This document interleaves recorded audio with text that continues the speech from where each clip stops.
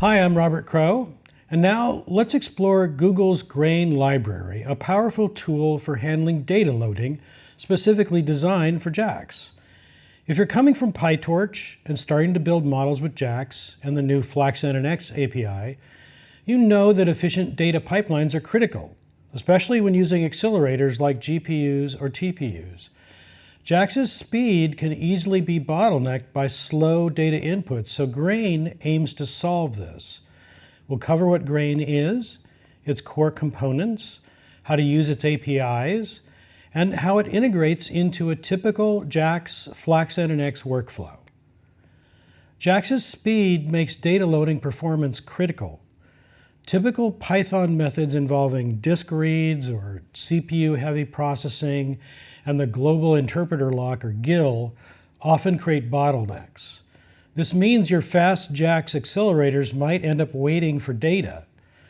Just as PyTorch relies on its optimized data loader, JAX benefits immensely from a dedicated solution like Grain. Grain is Google's open source answer to this data loading challenge in JAX. Its main goals are speed, achieved through techniques like multiprocessing, and determinism, ensuring your experiments are reproducible. It provides flexible ways to define your data pipeline and is designed specifically with the JAX ecosystem in mind, handling things like data sharding for distributed training. While the overall goal is the same as PyTorch's data loader, or really any data loader, Grain's structure, particularly its data loader API, is more explicit. It clearly separates the data source, the sampling logic, including the order, and the list of transformations for preprocessing. This differs slightly from PyTorch, where the dataset class might handle more. We'll focus on Grain's data loader API today, since it orchestrates these pieces in a structured way. Grain's data loader API uses three main building blocks. The data source is purely for accessing raw records by index. The sampler controls the access pattern, shuffling, and repeated epochs. It also manages deterministic randomness for augmentations. Finally, operations are the steps applied to each record, like augmenting or filtering or batching. We'll primarily use Grain's data loader API. It acts as an orchestrator, bringing the data source, sampler, operations, and optionally sharding together. You configure it simply by providing these components. The key parameter for performance is worker count. Set it to 0 for easy debugging in a single process, or greater than 0 to leverage multiprocessing and significantly speed up data loading by bypassing the GIL. Here's a basic setup. First, we define and instantiate a simple data source.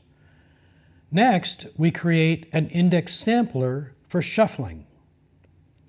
We define transformations as a list containing a simple type conversion and then batching.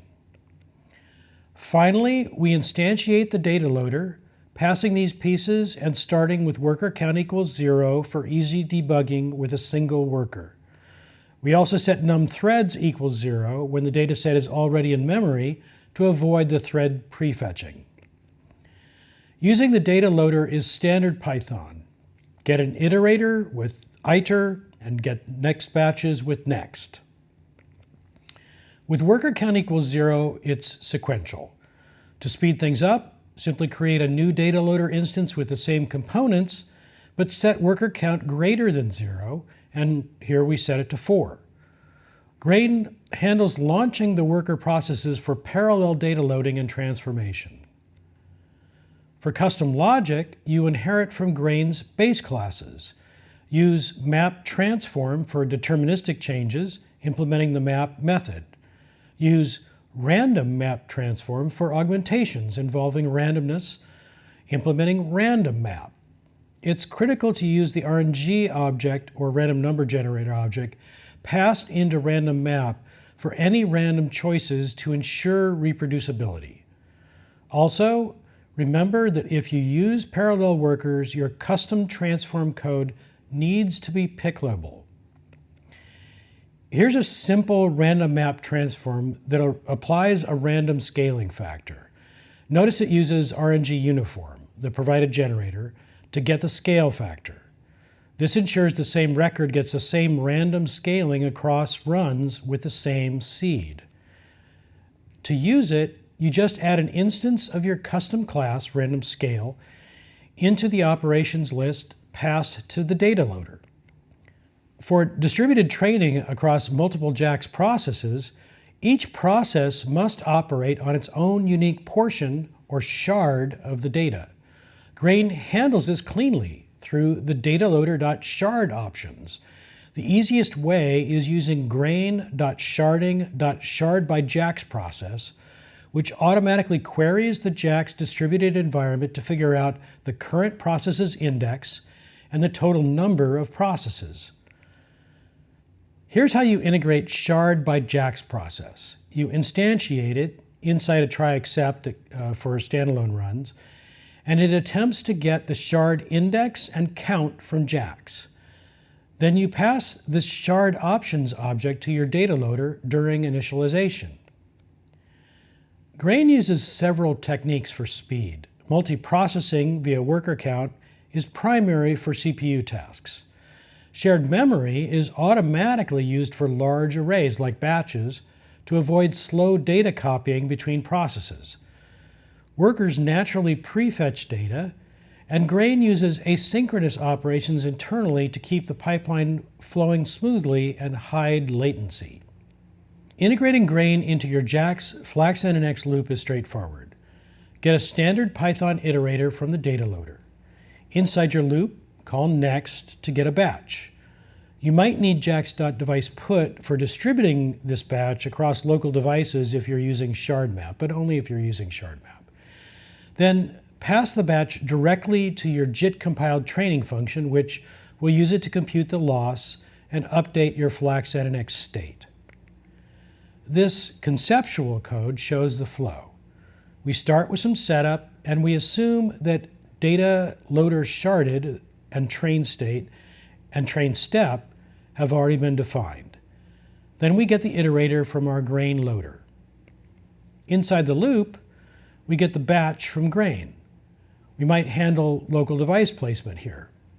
Then we call our JITted train step, passing the Flax NNX state and the batch. The train step performs the model update. Grain seamlessly provides the data needed for each step. For truly reproducible training, especially resuming long runs, you must checkpoint the data pipeline state, not just the model. If using Grain's lower-level dataset iterator API, the iterator has state methods. For the data loader, the best practice is integrating with Orbax, the standard JAX checkpointing tool, which we'll talk about in a different video. Grain provides helpers so Orbax can save and restore the data loader iterator state together with your Flax NNX model state, ensuring consistency. So to summarize, we recommend that you use Grain to feed your JAX models efficiently, although you can use other data loaders if you prefer. Leverage data loader workers for speed.